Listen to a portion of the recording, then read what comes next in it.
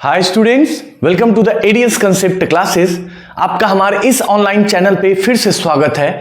और आज हम अपने एक नए कंसेप्ट के साथ आने वाले हैं जिसमें हमने मॉडर्न पीरियोडिक टेबल को कंसेप्ट को समझना है।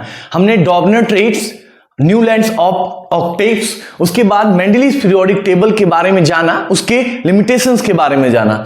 तो उस लिमिटेशंस को दूर करने आया हमारा मॉडर्न पीरियोडिक टेबल, जो कि बहुत ही इंपॉर्टेंट है हमारे एग्जाम पॉइंट व्यू से, क्योंकि बोर्ड की जो एग्जाम्स हैं उनमें जो कंसेप्ट के क्वेश्चंस होते हैं पीरियोडिक टेबल के, वो बहुत ही अच्छे क्वेश्चंस होते हैं। तो आप समझिएगा, मॉडर्न पीरियोडिक टेबल में खास बात क्या है कि इनमें टोटल 118 एलिमेंट्स को पुटअप किया गया है। ठीक है, कितने? टोटल 118 एलिमेंट्स, 118 एलिमेंट अनऑक्टियम जिन्हें बोलते हैं, और इन्हें कुछ इस तरह से बनाया गया।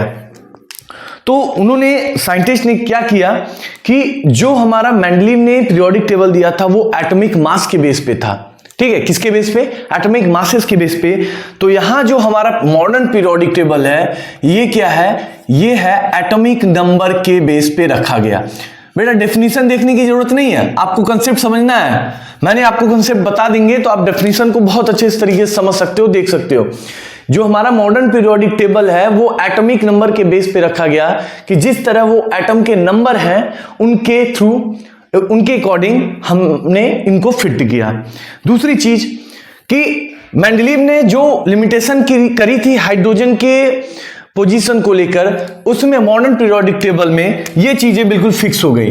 हाइड्रोजन को नंबर 1 पे रखा गया, मतलब इसके किसी एक पोजीशन को फिक्स कर दिया गया, और बहुत जरूरी भी था बेटा। दूसरी चीज, जो हमारी ग्रुप 18 थी, ग्रुप 18, इन्हें मेंडलीव ने भी बहुत ही अच्छा काम किया था। मेंडलीव ने क्या कि जो इनर्ट या नोबल गैसेस होती हैं उनको सेपरेटली एक कॉलम दे दिया था जिनमें वो रह सकें। तो देखिए बेटा, हीलियम, नियॉन, आर्गन और ये क्रिप्टॉन, जेनॉन, रेडॉन, ये क्या है? ये नोबल गैसेस में आते हैं, और ये एक 18 ग्रुप के जो सेक्शन है हमारे कॉलम, उसमें रखे गए।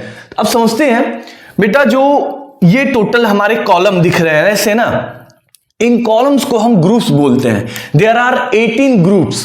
कितने ग्रुप्स हैं मॉडर्न पीरियोडिक टेबल में? 18 ग्रुप्स हैं।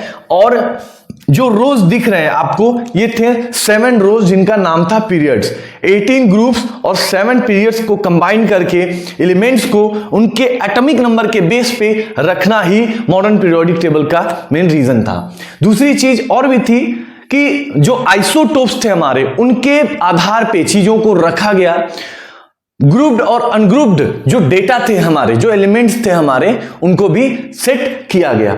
तो ये रहे हमारे मॉडर्न पीरियोडिक टेबल। आपको अभी और भी चीजें बताने वाले हैं। तो जो हमारी ये मॉडर्न पीरियोडिक टेबल में 18 ग्रुप्स और 7 पीरियड्स हैं, ये बहुत ही इंपॉर्टेंट है।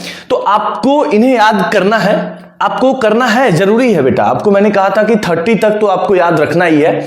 देखिए, आपको कुछ शॉर्ट समराइज है जो हमने भी पढ़ा था। आपको याद करने का तरीका है, जैसे ये ग्रुप्स हैं, कुछ ग्रुप्स के नेमिंग कर दिए गए थे, काफी अच्छे नाम दिए गए। मतलब आपको ये है कि ये चीजें जानना, जिनको हमने, ये जो था अल्कली मेटल्स था, जो हमारा पहला ग्रुप था उसको अल्कली मेटल दिया गया, और ये है alkaline earth metal. Alkaline earth metal मतलब अर्थ में पाए जाने जो मेटल हैं, ये दूसरे ग्रुप को दिया गया। ये बोरॉन फैमिली थी, ये कार्बन फैमिली थी, nitrogen family, oxygen family, fluorine, ये जो फ्लोरीन, और ये नोबल गैस मतलब इनर्ट फैमिली थी, इनर्ट गैस को दिया गया। ये रहा fluorine, chlorine, bromine, iodine, atrium, ये क्या था? ये फ्लोरीन फैमिली से रिलेटेड था, जो इलेक्ट्रोनेगेटिविटी को शो करते हैं। तो क्या हुआ कि जो यहां से हमारी थी सिलिकॉन, जर्मेनियम, आर्सेनिक, ये पोर्शन था, ये वाली पोर्शन, ये क्या डिस्ट्रीब्यूट कर रही थी? यहां पे ये डिस्ट्रीब्यूट कर रही थी मेटल और नॉन मेटल के बीच की कड़ी को, मतलब मेटलॉइड्स को। तो हमारे इसके पहले जितने भी एलिमेंट है लेफ्ट साइड पे, वो होते हैं मेटल बेटा। क्या होते हैं? मेटल्स। और ये क्या होते हैं? Non metal, electronegative, electropositive, electronegative, electropositive. और ये जो बीच में डिस्ट्रीब्यूट किया गया ना, सिलिकॉन, जर्मेनियम, आर्सेनिक, टेल्यूरियम, ये क्या है? ये मेटलॉइड्स हैं। तो चीजें समझ में आई कि कैसे पीरियोडिक टेबल में मेटल और नॉन मेटल को डिस्ट्रीब्यूट किया गया है। ये चीजें आपको कंसेप्ट है बेटा, ये कंसेप्ट है, यही चीजें तो आपको समझनी है। ठीक है, मेटल और नॉन मेटल को यहां से डिस्ट्रीब्यूट किया गया है इस मॉडर्न पीरियोडिक टेबल में। तो एक चीज और है बेटा कि जो हमारी 17 ग्रुप है ना, 17, ये होती है हैलोजन फैमिली। इन्हें क्या बोलते हैं हम? Halogen family. हैलोजन ग्रुप होते हैं बेटा, ठीक है। फ्लोरीन, क्लोरीन, ब्रोमीन, आयोडीन, ये क्या है? हैलोजन फैमिली है। ऐसे ही फैमिलीज के नाम दिए गए हैं। देखिए बेटा, आपके पास एक कंसेप्ट है कुछ चीजें याद करने का। आप ऐसे भी याद कर सकते हो, hydrogen, helium, lithium, beryllium, boron, carbon, nitrogen. आपको 30, 50 ऐसे करके चीजों को याद करना है। देखिए हमने सीखा। अब ग्रुप वाइज याद करने का कितना सिंपल था। हलीना करे रब से फरियाद, बेटा मांगे कार स्कूटर, बाप रोए, बैगन, आलू, गाजर इन थैला। ये क्या है? CSI है ना, काशी, गंगे, शंकर, पार्वती। ऐसे याद, ये तरीका है। नाना पाटेकर, ऐश्वर्या, सब बीमार। ये क्या है? ओ से टीपो। ये क्या है? फाइंड क्लीन, ब्रांडेड, आयोडीन, आटा। ये क्या है कि याद करने के तरीके हैं ग्रुप वाइज जो हम फैमिलीज को करते हैं। हे नानी आरती करके जिंदा रहना, ये चीजें, ये कंसेप्ट है समझने के, याद करने के। तो आपके मॉडर्न पीरियोडिक टेबल में अब हम आगे बढ़ते हैं कि और कौन सी कंसेप्ट आपको यहां पे दिखने को मिलती है। ठीक है, चलिए। तो अभी हमारा क्या है कि हमारा पॉइंट्स था कि जो मॉडर्न पीरियोडिक टेबल में हमारी जो नीचे की 7 और 6 और 7 पीरियड्स थे, ठीक है, ये जो हमारी पीरियड थी 2 आखिरी के, इनमें क्या है कि यहां से जो हमारा 58 से स्टार्ट हो रहा है, ये हमारा एक अलग ही सीरीज बन जाता है, जिनको हम बोलते हैं लैंथेनाइड सीरीज और एक्टिनाइड सीरीज। यहां से 118 एलिमेंट नहीं है, यहां से हमने एक दूसरा 2 अलग अलग, जिन्हें हम कहते हैं लैंथेनाइड सीरीज और एक्टिनाइड सीरीज। ये देखिए, ये चीजें क्या है कि ये सीरीज सेपरेटली किसी टेबल और कॉलम और ग्रुप और पीरियड के फॉर्म में सेपरेटली बनाए गए थे। नीचे उस मॉडर्न पीरियोडिक टेबल के नीचे ऐसे इनके आगे चीजों को स्टार जो लगा है ना, इनके आगे नंबरिंग की गई थी उनकी, क्योंकि ये बेटा इनकी जो रिएक्टिविटी थी ना, वो बहुत ही ज्यादा थी। ये इनकी रिएक्टिविटी क्या थी? बहुत ही ज्यादा थी। ये स्ट्रॉन्ग रिएक्शन करते थे चीजों का। देखिए क्यों, रिएक्टिविटी की बात के बाद है ही, ये थे क्या होते हैं? Radio active elements. क्या थे? Radio active element. इनको इसीलिए सेपरेटली बना करके बिल्कुल 118 एलिमेंट जो हमारे बन रहे थे, उनको 2 पार्ट में डिस्ट्रीब्यूट किया गया ड्यू टू देयर प्रॉपर्टीज। इनकी प्रॉपर्टीज के बेस पे इन दोनों को सेपरेटली अलग किया गया, जिनका नाम था लैंथेनाइड सीरीज और एक्टिनाइड सीरीज। इनको सेपरेटली मॉडर्न पीरियोडिक टेबल ने नीचे रखा due to their radioactive properties. ठीक है, तो अब हम करते हैं, कुछ हमारे पास पॉइंट्स हैं। अब क्या है कि इस पॉइंट्स में हमारे समझने की बहुत सारी चीजें हैं, बट कंसेप्ट ये है कि अगर आप किसी भी मॉडर्न पीरियोडिक टेबल में नंबरिंग करते हैं तो उसके मास भी देखे जाते हैं। मतलब कि उसके मास किधर है, तो उसकी बात हम करते हैं एटॉमिक मास में। एटॉमिक मास एक्चुअली क्या है ये बताना है हमें, और एटॉमिक नंबर, तो एटॉमिक नंबर, ये दोनों चीजें आपको देखनी है, एटॉमिक नंबर और एटॉमिक मास। तो क्या है कि जब हमने पॉइंट को समझना कि जो एलिमेंट्स हैं वो नंबर के बेस पे मॉडर्न पीरियोडिक टेबल में रखे हुए हैं, 1 2 3 4 5 ऐसे करके। तो जो उनकी पोजीशन है, जैसे हाइड्रोजन है 1 है उसके मास, हीलियम है 2 है उसके मास को देखते हैं। ठीक है, तो क्या है कि जो चीजें हमें देखने को मिलती हैं कि नंबरिंग के बाद उसके जस्ट डबल का मास है। बेटे ये तो चीजें अलग हो गई कि हमने देखा है, अक्सर हमने देखा है कि जितना नंबर होता है उसका 2 गुना मास होने लगता है, बट ये पूरे सीरीज में, पूरे मॉडर्न पीरियोडिक टेबल में संभव नहीं है। कहीं ना कहीं चीजें बदलाव आती रहती हैं, क्योंकि ये चीज ही अलग होती है कि हमने एटॉमिक मास और एटॉमिक नंबर निकालना कैसे है। ठीक है, तो चलिए बताते हैं एटॉमिक मास और एटॉमिक नंबर क्या होता है। तो कंटिन्यू करते हैं अपने मॉडर्न पीरियोडिक टेबल में एटॉमिक मास और एटॉमिक नंबर को। तो क्या कह रहा है कि जो हमारे एटम के मास होते हैं, जैसे ये रहा हमारा अंदर न्यूक्लियस, तो न्यूक्लियस के अराउंड जो अंदर होते हैं वो होते हैं न्यूट्रॉन एंड प्रोटॉन, और जो इलेक्ट्रॉन्स होते हैं वो रोटेट करते हैं उसके बाहर ऑर्बिट्स पे। न्यूट्रॉन न्यूट्रल होते हैं, प्रोटॉन पॉजिटिव होते हैं। इतना हमने जो देखा चीजों को, तो एटॉमिक मास और एटॉमिक नंबर, आप नंबर को देख लीजिए पहले। जो एटॉमिक नंबर होते हैं ना, ये जो प्रोटॉन की प्रेजेंस होती है न्यूक्लियस के अंदर, देखिए number of protons present in the nucleus, जो न्यूक्लियस के अंदर प्रोटॉन का प्रेजेंस होता है ना, वही डिक्लेयर करता है उस एटॉमिक के नंबर को, उस एटम नंबर को। जैसे hydrogen, helium, lithium, beryllium, boron, ये सब नंबरिंग है ना उनके। जैसे लिथियम है, लिथियम क्या है, तीसरा। तो न्यूक्लियस के अंदर 3 प्रोटॉन ही डिक्लेयर कर रहे थे कि लिथियम की जो नंबरिंग है वो कितनी है, 3 है।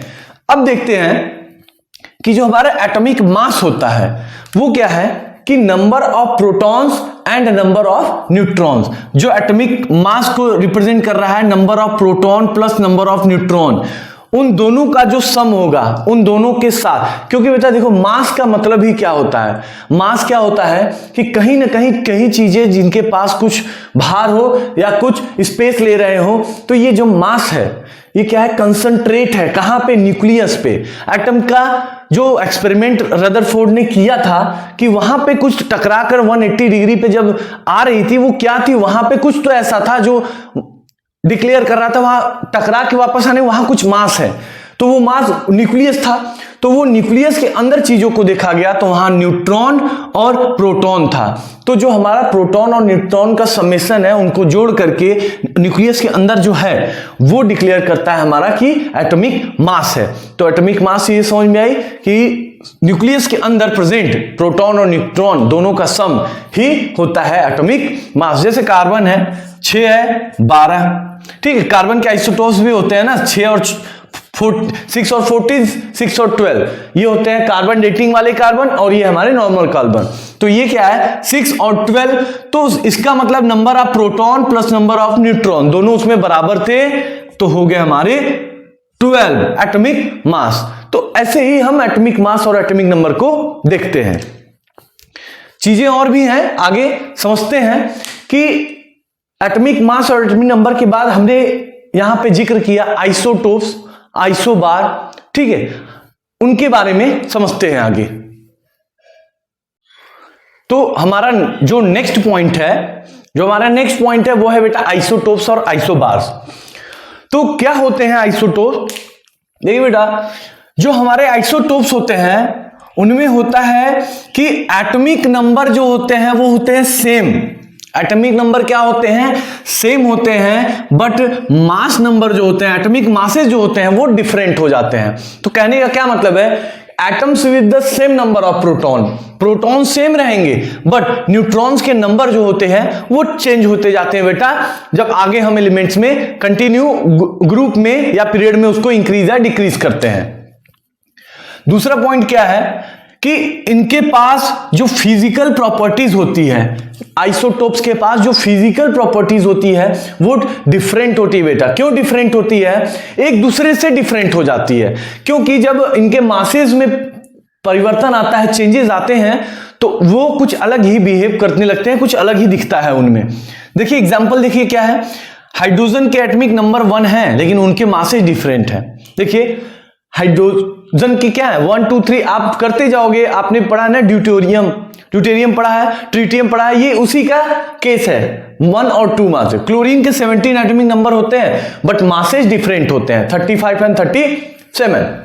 नेक्स्ट है हमारा कार्बन के एटॉमिक नंबर क्या है, सेम है 6 है, बट इनके मासेस कार्बन 12 और कार्बन 14 दोनों अलग अलग है। इसका प्रयोग हम कार्बन डेटिंग के लिए यूज करते हैं, जो कि सालों पुरानी, लाखों साल, बहुत साल पुरानी चीजों को के अवशेष जो मिलते हैं उनके थ्रू हम फॉरेंसिक लैब में इनके थ्रू जानते हैं कि वो कितना पुराना है, मेल है कि फीमेल है, या उसकी एज कितनी थी और वो किस चीज की वजह से उसकी डेथ हुई है।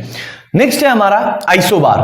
क्या कहता है, आइसोबार की पॉइंट क्या कहती है कि इनके क्या होते हैं, एट सेम एटॉमिक मासेस। यहां पे था मासेस डिफरेंट थे, यहां मासेस सेम होंगे और एटॉमिक नंबर्स क्या होंगे, डिफरेंट हो जाएंगे। और क्या है कि देखिए atomic masses calcium, argon, potassium, chlorine और ये सल्फर, इनके एटॉमिक मासेस लगभग उतने ही होते हैं, बट इनके नंबरिंग क्या होते हैं, अलग होता है। कोई 17 है, कोई 20 है, क्या है ये डिफरेंट है, कोई 16 है। तो ये एटॉमिक नंबर डिफरेंट है बट मासेस सेम है। Differ in chemical properties due to the arrangement of electron, इनकी केमिकल प्रॉपर्टीज अलग हो जाती है क्योंकि जो इनके इलेक्ट्रॉन्स, मासेस तो सेम है बट इनके जो इलेक्ट्रॉन्स का कॉन्फ़िगरेशन किया गया है, इनका अरेंजमेंट हुआ है, उनकी वजह से इनके केमिकल प्रॉपर्टीज में डिफरेंस आ जाता है। और ये क्या है, लास्ट पॉइंट है कि similar physical property, masses same होने की वजह से ये दिखते भी सेम ही है, मतलब टच बाय फिजिकल नेचर ये सेम होते हैं। तो पीरियोडिक क्लासिफिकेशन में आज की क्लास के लिए बस इतना ही है। फिर हम आगे बढ़ेंगे अपने कुछ पॉइंट्स के साथ, नए कंसेप्ट के साथ। तो आप बने रहिए क्लास के साथ और प्रैक्टिस कीजिए क्योंकि एग्जाम आपके आ चुके हैं। सब्जेक्टिव ऑब्जेक्टिव ये डिपेंड करता है, अभी कोई न्यूज नहीं आई है। सो आप कंटिन्यू रहिए, ठीक है। Thank you so much.